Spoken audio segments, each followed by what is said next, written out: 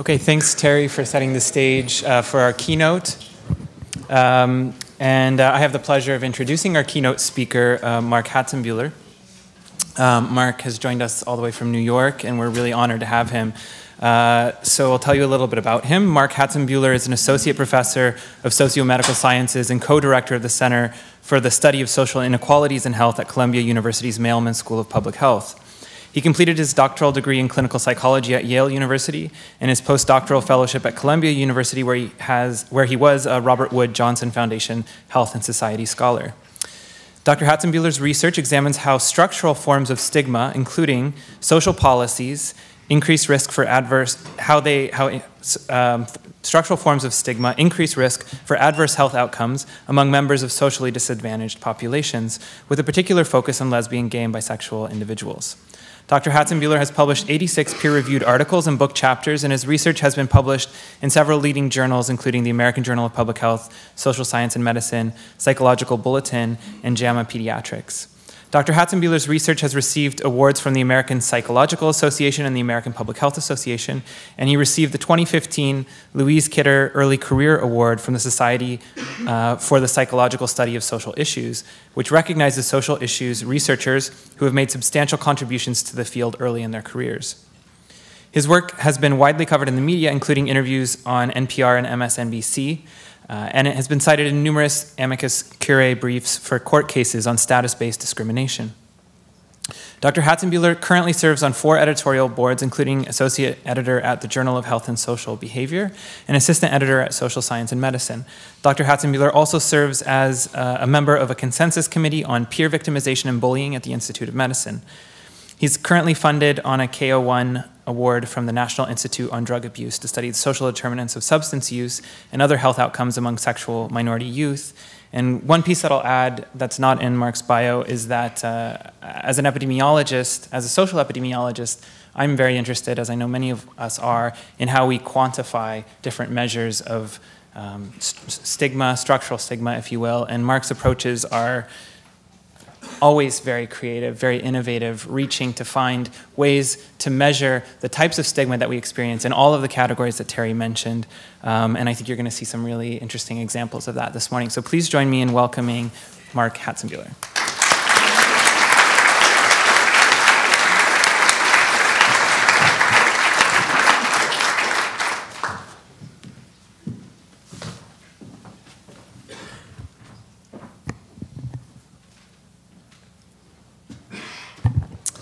Well, good morning. Thank you very much, Terry, for the invitation to come speak with all of you, and for Travis for that very nice introduction. I feel like I should hire you as my self-esteem booster sometime. But it's really exciting to be here, and great to see a whole 2-day conference focused on the topic of stigma. So in my remarks today, I'm going to talk about some of the research that my colleagues and I have done on a construct that we call structural stigma, and linking that to the health of LGBT populations. So as many of you know, and as Terry's remarks alluded to, stigma has been conceptualized in the literature as a multi-level construct, ranging from individual all the way up to structural levels. So individual forms of stigma refer to the psychological processes through which stigmatized individuals both perceive and react to stigma. So these can include things like concealing your sexual orientation. It could include developing fears around rejection based on your sexual orientation. It can also include internalizing negative societal attitudes about your group. That's a process known as self-stigma or internalized homophobia. In contrast, interpersonal forms of stigma refer to interactional processes that occur between the stigmatized and the non-stigmatized. So those can include overt events like bias-based hate crimes, but they can also refer to more subtle interactional processes, so things like microaggressions. And the vast majority of research in the field has really focused at stigma at these 2 levels of analysis. And that work has been extremely important because it's documented many of the ways in which stigma operates to disadvantage those who are targeted by it. But this research has tended to really overlook and ignore broader structural forms of stigma. which we've defined as societal level conditions and institutional policies and practices and broad social and cultural norms that constrain the lives of the stigmatized. And leading stigma researchers have noted that this underrepresentation of structural stigma in the literature is what they call a dramatic shortcoming, given that the processes involved in structural stigma are likely to be major contributors to unequal outcomes, including to unequal health outcomes and to health inequalities. So why is this? Why have we seen such a dearth of research on structural forms of stigma relative to stigma at other levels of analysis? Well, I think there are several different challenges that researchers have faced in conducting this kind of research. The first is the lack of measures that are available. The stigma literature, as I mentioned more broadly, and certainly the stigma around sexual minority stigma, is largely assessed at these individual and interpersonal levels of analysis. And so the measurement tools that were developed have been to assess these different forms of stigma, but not structural forms of stigma. And so we've had to develop a whole new range of measures that are capable of reliably measuring this construct. Second is the lack of variation in some forms of structural stigma. So for example, some forms were, until really recently, ubiquitous exposures. So one example is the Defense of Marriage Act in the United States. This was a federal law passed in 1996 that defined marriage as existing only between a man and a woman. And so because it was a federal law, it applied equally across all 50 states. And so even if we conceptualized this law as a structural form of stigma that likely had health consequences, there was no variation across 50 states, and so we didn't have any statistical power to detect an effect, even if we thought it would have affected health. And so as a consequence, the field had to look to places where there was variation, which is at the individual and interpersonal levels. So as a consequence, we were focusing there and overlooking these broader structural forms of stigma. Finally, a third challenge that we faced is the lack of data structures. In particular, there are very few population-based health data sets that include measures of sexual orientation, and really crucially that provide details on a geography, that is where the respondents live, that would allow us to link in variables of structural stigma at the state level, or in the case here in Canada, the province level, that would enable us to examine these research questions of the relationship between structural stigma and health.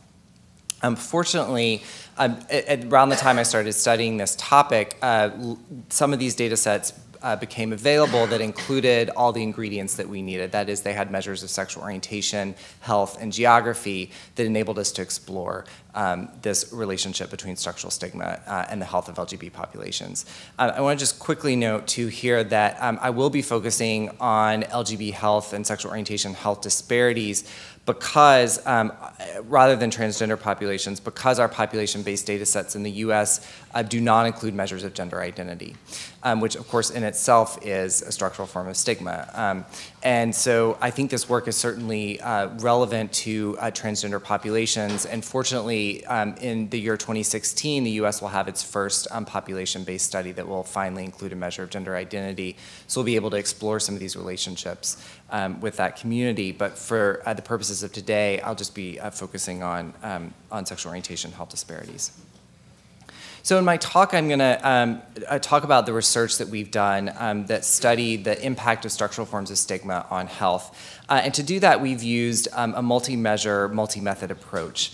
So we've used a variety of different measures and operationalizations of structural stigma, including social laws and policies, social attitudes, and social behaviors.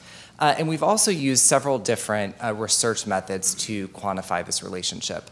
These include observational designs, including both cross-sectional and longitudinal studies, but they also include quasi-experiments, also known as natural experiments, and laboratory-based studies.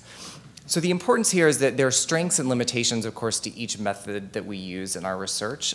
So what we're really looking for here is consistency of results across these different methods. So if we're finding robust relationships between structural stigma and health across these different approaches, we find triangulation of our results, and it really improves our ability to make causal inferences about these relationships. So in the rest of my talk today, I'm going to go through examples of each of these different methods that we've used in our research to give you a flavor of some of the research that we've done looking at the health impact of structural stigma on health. So the first methodological approach that we've used is observational studies. These are just cross-sectional studies looking at whether health problems are elevated among LGBT populations who live in high structural stigma environments compared to those who live in low structural stigma environments, controlling for a variety of characteristics that we know to be associated with health. I'll present two examples of this work. The first, we used measures of structural stigma at the country level.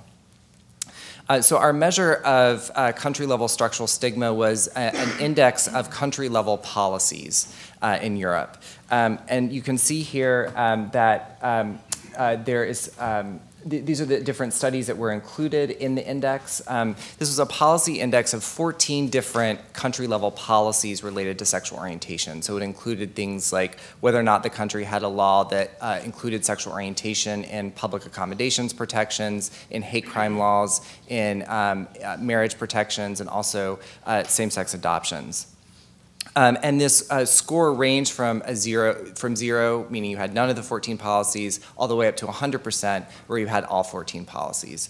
And importantly, you can see here in Europe, there's substantial variation across these different countries in terms of the level of structural stigma in their laws and policies. So this ranges from a low of 6% in Russia all the way up to a high of 82% in the United Kingdom. So importantly, we have a lot of variation, so we have enough statistical power to detect an effect should one exist in terms of these relationships between structural stigma and health. So what we did in this study was we linked this ecologic or contextual data on structural stigma at the country level. We had 38 different countries in Europe to individual level data on HIV risk outcomes among men who have sex with men living in these countries. You could see we had a really nice large sample size of nearly 175,000 participants. And these are participants in the EMIS study. This is the European Men Who Have Sex with Men Internet Survey. In addition to examining these main effect relationships between structural stigma and HIV risk outcomes, we were also interested in trying to identify particular mechanisms that might explain this relationship. That is, how does structural stigma get under the skin to create adverse health outcomes? And one of the mechanisms we were interested in that was measured in this data set is concealment. And this was measured in the EMIS study with an item that asked respondents, thinking about all the people who know you, what proportion know that you're attracted to men? And here are the response options that were provided in the study. We considered participants reporting few or none were classified as those who were high concealers. That is, they had concealed their attraction to men from most people who knew them. So these are the relationships and the results from our study in this table. In the first column here, this shows associations between structural stigma and our HIV risk outcomes. So men who have sex with men who lived in the highest structural stigma countries were, for example, more likely to say that they had not been tested for HIV, that they hadn't been screened for an STI, and that they hadn't used condoms during the last sexual act. And this is controlling for a variety of different characteristics at the individual level as well as the country level as well. And then in the second column here, we additionally include a measure of sexual orientation concealment, our mediator. And you can see that these relationships are substantially reduced when we control for concealment in the model. And we tested mediation using what's called the distribution of the product method, and we find significant mediation for all of these HIV outcomes. So what that shows us is that concealment represents one mechanism through which structural stigma is related to HIV risk outcomes. That is, MSM are more likely to be concealing their identities in high structural stigma countries, and that in turn elevates risk for a variety of HIV risk outcomes. In the second study from these cross-sectional observational studies, we've used measures of structural stigma also at the state level in US, in the United States. And that's because the state level is another geographic unit of analysis where there's a lot of variation in these structural forms of stigma. So in this study that I'll be talking about, we created a slightly different measure of structural stigma. So here we created a composite index of a variety of different components of structural stigma at the state level. So we included 4 different components that are listed here in this table. That included the density of same-sex partner households living in the state. The second was the proportion of gay-straight alliances in public high schools in the states. The third was a composite index of state-level policies related to sexual orientation. So again, policies like employment non-discrimination acts and hate crimes that include sexual orientation as a protected group. And then finally, we had a measure of state-level attitudes, people's attitudes towards gays and lesbians. And that had been that was from 41 different national opinion polls that provided estimates for each of the states. So we did a factor analysis on these 4 different items, and a single factor emerged, which suggests that these 4 items are loading onto this construct of structural stigma. So it's creating a reliable and valid index of structural stigma at the state level. And this map here of the US shows, again, substantial variation in structural stigma across the 50 states in the US. So this is actually reverse scored here. So lower scores, those are the states in lighter blue, indicate higher levels of structural stigma. So the highest structural stigma communities are signaled here in lighter blue. So the highest structural stigma state was Mississippi, and the lowest structural stigma state was Massachusetts here in the Northeast. So again, each state is given this score of structural stigma, and then we link that to our outcome data here from another sample of MSM in the US. So we, similar to this first study, we linked these ecologic measures of structural stigma at the state level. We had all 50 states available in the data set to individual level data on HIV risk outcomes in this sample.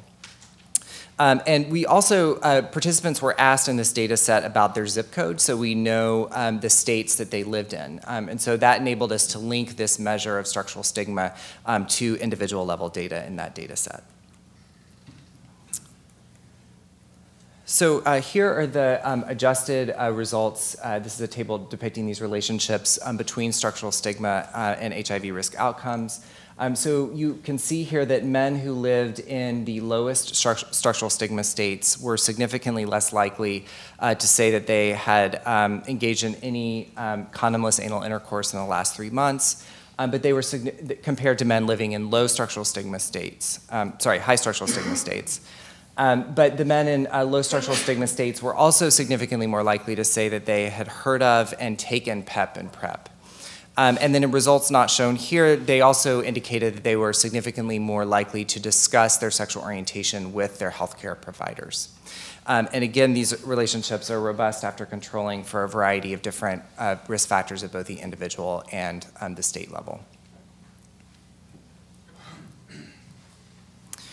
So these first 2 studies have provided some preliminary evidence for associations between measures of structural stigma and health outcomes. And that's important for providing some initial evidence for these relationships, but cross-sectional designs are the weakest in terms of causal inferences.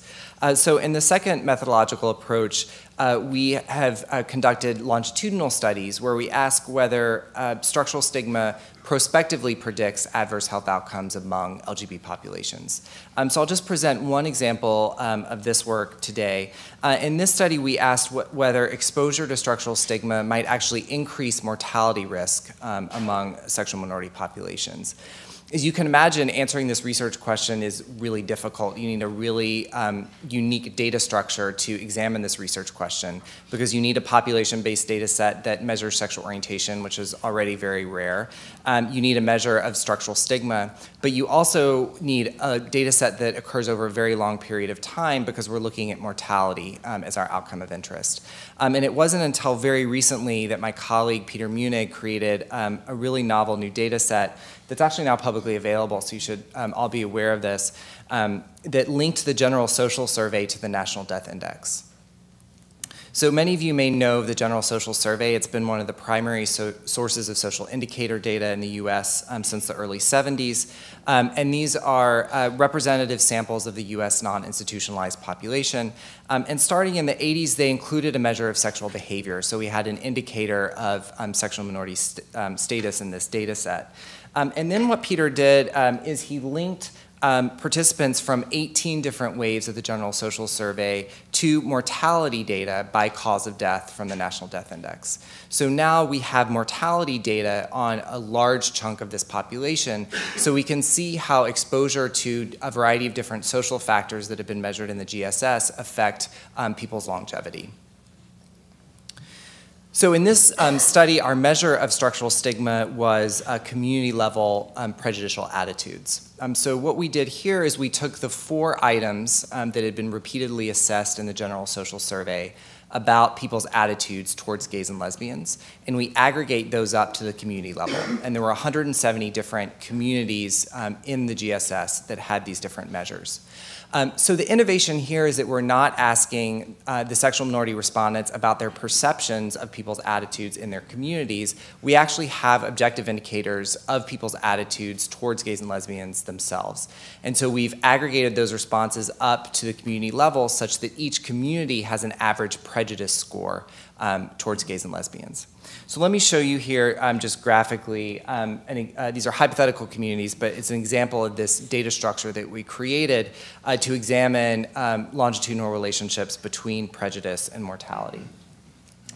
So these are, again, 2 different communities that, that differ widely in terms of the level of prejudice in the communities. When you aggregate the prejudice scores up, you can see very high levels of prejudice here in Shelby County, compared to very low levels of prejudice in San Francisco, which has a very different social climate around sexual minorities. If you'll remember from the GSS, not only do we know the prejudicial attitudes of people living in those communities, but we also know the number of sexual minorities who live there. And then because this has been linked to mortality data, we have mortality information on the sexual minorities living in those different communities. So now we're able to examine how does exposure to prejudice in your community longitudinally affect your mortality risk over the life course. So here are the results from this study. These are survival analyses. So we control for a variety of different risk factors at both the individual level and the community level. So we've controlled for sociodemographic characteristics, including income and education, but also age, race, ethnicity, and sex. And then we also have indicators of socioeconomic status at the community level. And you can see that even after controlling for these robust social determinants of mortality risk, living in the highest structural stigma environments is associated with an increased mortality risk compared to those living in the lowest structural stigma environments. Now, hazard ratio of 3 is not intuitive in terms of what does that actually mean for mortality risk. So you can actually translate hazard ratios into life expectancy differences. And this hazard ratio of 3 translates into a life expectancy difference of, on average, 12 years. Meaning that sexual minorities who live in the highest structural stigma environments die 12 years earlier than those who live in the lowest structural stigma environments.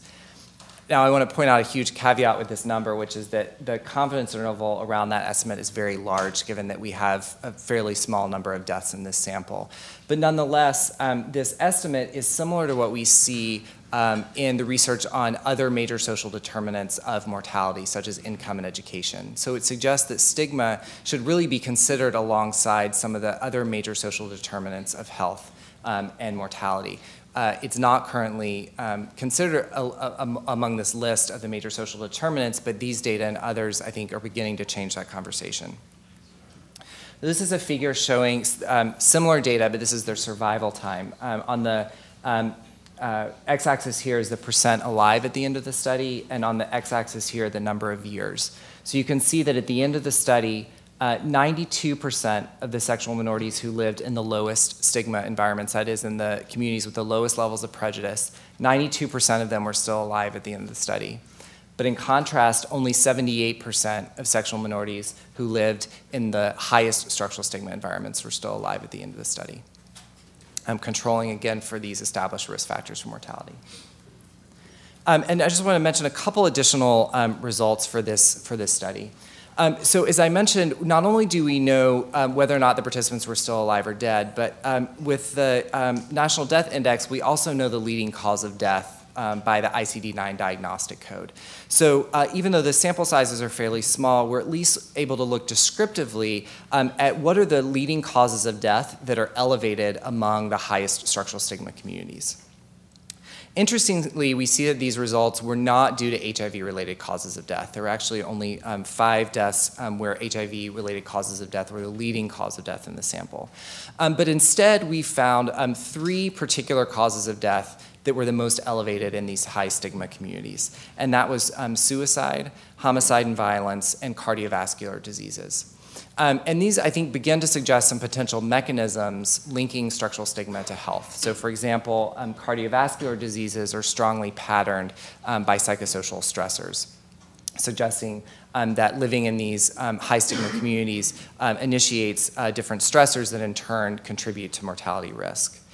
To me, one of the most striking findings, though, in this study was data on completed suicide. It's really difficult to have population-based data where we have measures of completed suicide in the study, but we see really large age differences in completed suicide among those who live in the highest compared to the lowest stigma communities. In fact, an 18-year difference in the average age of completed suicide. So sexual minorities who lived in the highest stigma communities died of suicide at an average age of 38, compared to 56 among those who lived in the lowest stigma communities. So finally, I want to mention testing one potential alternative explanation for these results. So some of you may have been thinking, as I've been presenting this, well, maybe it's just that the healthiest or most highly resourced LGBT folks are sorting out of or leaving high stigma communities, living in or moving to low stigma communities, leaving the unhealthy LGBT respondents behind. So what looks like a social causation story is actually really one that's the result of social selection, where the unhealthiest LGBT respondents are left behind because they don't have the health or resources to be able to move. Fortunately, in this data set, we have a measure of geographic mobility, and we don't see any relationship between health and who moves. So we're able to rule out and show that these results are robust to selection effects regarding geographic mobility.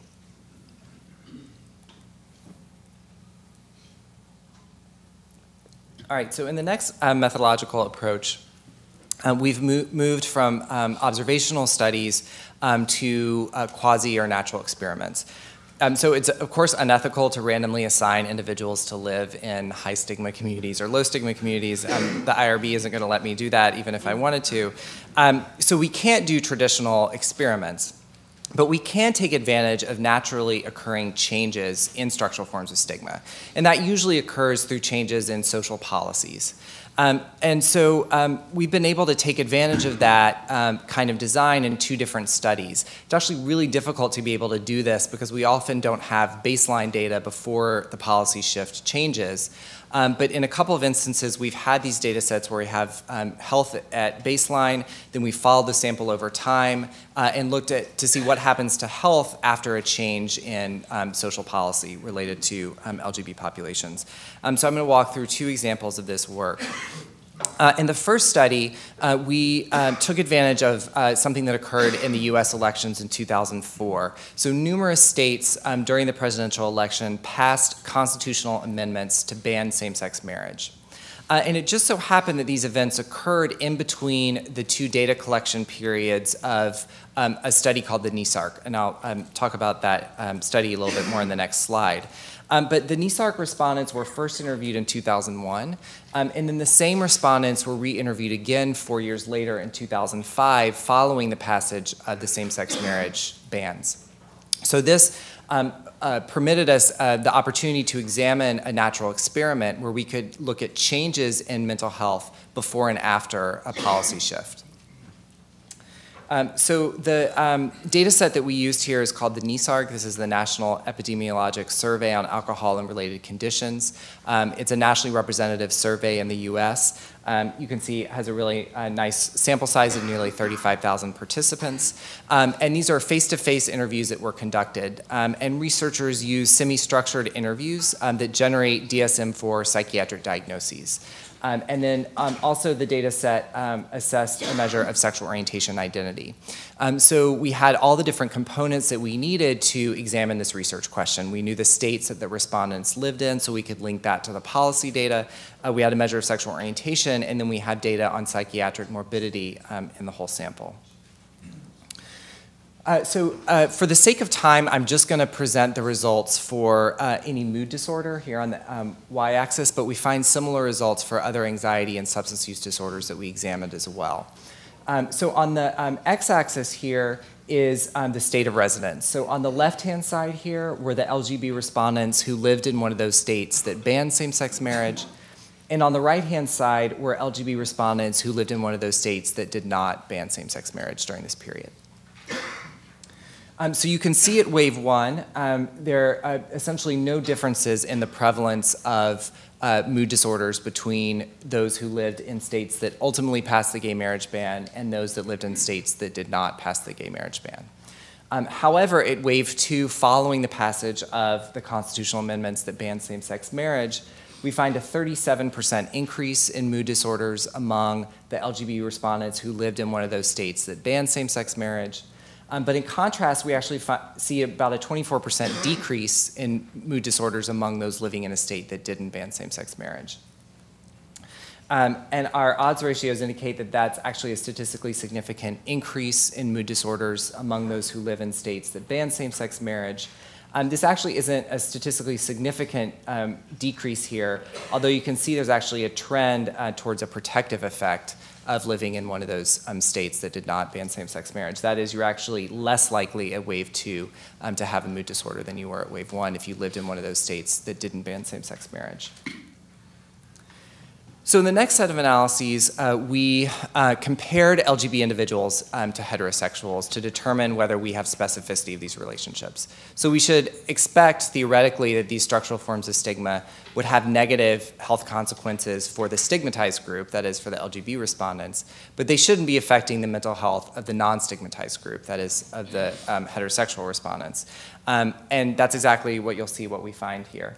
There was, as you just saw, a 37% increase in mood disorders among the LGBT respondents who lived in one of those states that banned same-sex marriage.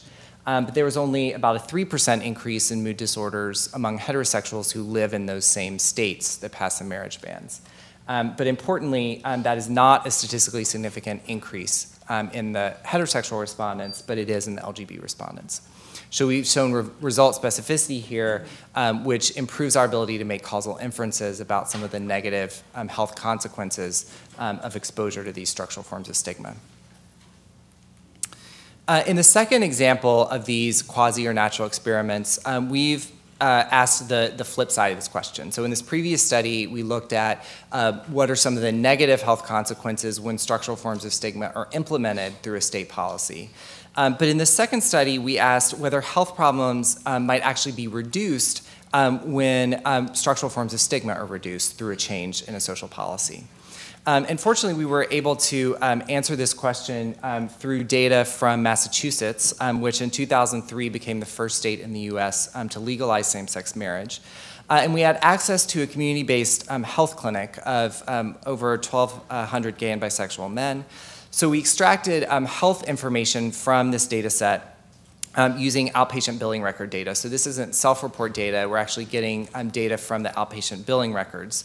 And what we did is examine changes in medical and mental health care use and costs in the 12 months after the legalization of same-sex marriage compared to the 12 months before. Again, for the sake of time, I'm just going to present the results for mental health care, although we find similar results for medical care as well. So on the y-axis here is the number of visits, and on the x-axis is the time period. So these were the 12 months before the legalization of same-sex marriage compared to the 12 months after. And we see a statistically significant decrease in mental health care visits in the 12 months after the legalization of same-sex marriage compared to the 12 months before. And these are showing the cost data where, again, we see substantial reductions in mental health care costs in the 12 months after the legalization of same-sex marriage compared to the 12 months before. So we were really interested in understanding why we're seeing these substantial reductions in healthcare use and costs. And we were interested particularly in whether this might be driven by improvements in health. That is, when you reduce these structural forms of stigma, you should see a reduction in stress, which in turn would translate into lower health problems.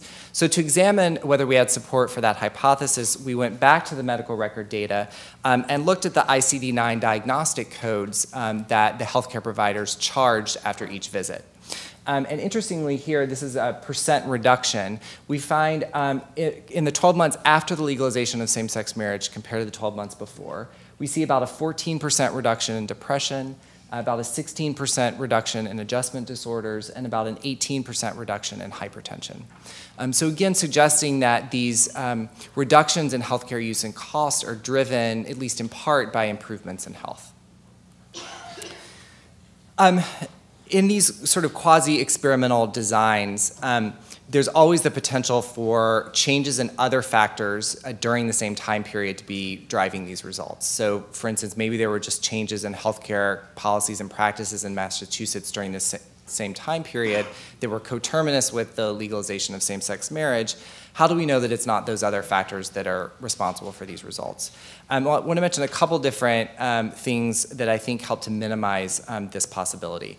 The first is that Massachusetts did, in fact, institute a comprehensive health care reform law that required all residents to purchase health care.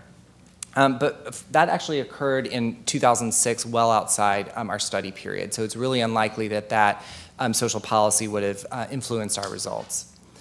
Secondly, we obtained data from the Center for Medicare and Medicaid Services, and they showed that trends in healthcare use and costs actually increased in Massachusetts in the general population during this period, but we're finding evidence for decreases. So whatever factors are at play in Massachusetts during this period are moving in the opposite direction from our results. So we're not worried that those other factors might be responsible for our results.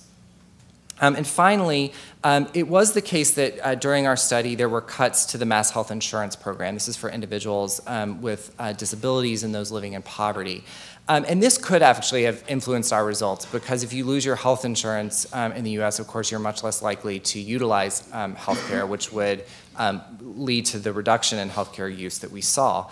But fortunately, we had a measure in our sample where we knew the health insurance that the individuals had.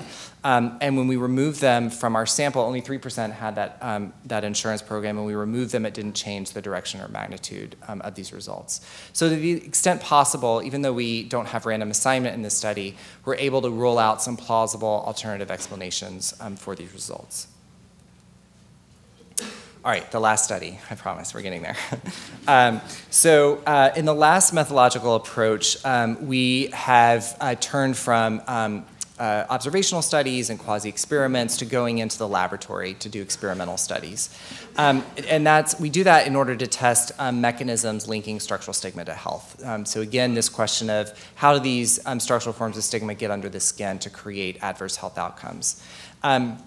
And the advantage here with experiments, of course, is that you have experimental control. So you can examine how prior exposure to structural stigma affects a variety of different biological and psychological and behavioral responses to the same stimulus in the laboratory.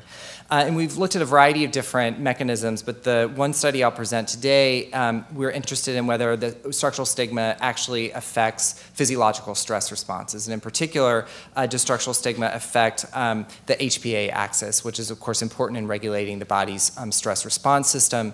The HPA axis culminates in the production of cortisol, which is a stress hormone. So in this study, we brought in 74 LGB young adults. They had grown up in 24 different states. I'll mention why that's important in just a minute. And they were told that the purpose of the study was to understand connections between your daily experiences, your bodily activity, and health. So they're not really told that the study is about stigma or the other constructs of interest when they come into the lab. And they come into the lab and they fill out a variety of self-report questionnaires, including a measure of stigma at the individual level. And then we also asked them the state where they grew up for the longest period of time when they were an adolescent. Because we wanted to know where they grew up around the time when they were developing initial awareness of same-sex attraction and identity, and potentially even disclosing their identity to other people. So we asked them to tell us the state they grew up in, and then we linked that to the variable that I talked about in the second study, where we created this measure of structural stigma at the state level through a variety of measures of laws and policies. So each of these 24 states where our respondents grew up in received a score of structural stigma. And then everyone had moved to New York City, which is a low structural stigma state. So we're able to look at how does prior exposure to structural stigma affect your cortisol or stress response to the same stimulus in the laboratory. So how do we do that? Well, we have the participants participate in the Trier social stress test. So this is one of the most well-validated stress paradigms in the literature. The participants are told that they have to give a 5-minute speech in front of 2 evaluators. They're told that these evaluators are researchers who are trained in the evaluation of speech, but unbeknownst to them, these are actually Confederates that we've trained to give neutral feedback. So they don't smile, they don't nod, they look at their watch, they kind of roll their eyes, they are taking notes and furrowing their brows. So you can imagine, yes, you can imagine, not surprising, that this produces a well-validated stress response. To make matters worse, the speech task that they had to talk about for 5 minutes to these people they've never met before was to talk about a time in which you've been discriminated against or rejected because of your sexual orientation, and you can't use any notes. So you have 5 minutes to prepare what you're going to say. But you have to give this speech in front of 2 evaluators. You don't know their attitudes about LGBT populations, and you have to talk about this discrimination event to these folks who are not being super nice to you. And then to make matters even worse, as if that's not bad enough, after the speech task, you had to do a stress math test. So you're given a preposterously high number, and you have to count backwards by 7 really quickly. And if you don't get the right answer, the Confederate yells at you until you have to start over again. And what we do throughout the study, I promise this has IRB approval, I can send it to you, is we collect neuroendocrine samples via saliva. So we have saliva tubes and we get respondents to spit in them. I was going to say expectorate, which is yes, but they're spitting into them. And we assay them for cortisol at 3 different time points over the course of the study. So here are the results for the study. On the y-axis is the cortisol output, and on the x-axis are the 3 different time points. So time 1 is baseline. This is after they've come into the lab and they've relaxed for a little while, so we get a baseline measure. The time 2 is the reactivity measure. So that's 20 minutes after the speech task begins. And then time 3 is supposed to be the recovery measure. So that's 20 minutes after the math task ends. And 20 minutes is timed based on previous studies that have shown cortisol's peak after stress exposure. And so what we're doing here is comparing the cortisol output among those who grew up in the highest structural stigma states compared to those who lived in grew up in low structural stigma states. You can see here at baseline there's no difference in the 2 groups in terms of their baseline level of cortisol, but you can see a blunted cortisol response of those who grew up in the highest structural stigma states. And I'll talk about what that means in just a minute. But before I do that, I just want to show the total statistical model where we control for lots of factors that affect your cortisol response. And you can see that structural stigma remains significantly associated with HPA axis functioning even after controlling for those other factors. But the other really interesting part of the study is, if you'll remember, we had them complete this measure of stigma at the individual level. That is your perceptions that your group is devalued or discriminated against. And interestingly, once you control for this individual level perception of stigma, structural stigma not only remains significant after controlling for it, but the individual level stigma variable is no longer a significant correlate of HPA axis functioning. So structural stigma remains significantly associated over and above individual forms of stigma. And this is one of the first studies to actually measure multiple forms of stigma simultaneously to examine how they are related to physiological stress responses. So in terms of interpretations of these findings, this blunted cortisol response that we see in our high structural stigma group has been observed in other highly stressed samples, including youths that are exposed to extreme life stressors like childhood maltreatment, and also individuals with post-traumatic stress disorder and other forms of severe trauma. And so this suggests, at least in a preliminary way, that the stress of growing up in these high stigma environments gets under the skin to exert biological consequences that are similar to other chronic life stressors that have been studied in the literature.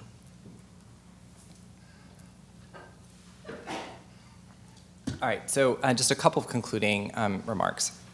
So I want to talk a little bit about where I see this field of structural stigma going. The first is the research that I've talked about thus far, by and large, is looking at these different forms of stigma at the individual, interpersonal, and structural levels in isolation, when of course we know that they are mutually reinforcing and interrelated. And we finally have data structures where we're beginning to be able to evaluate these relationships of stigma at different levels.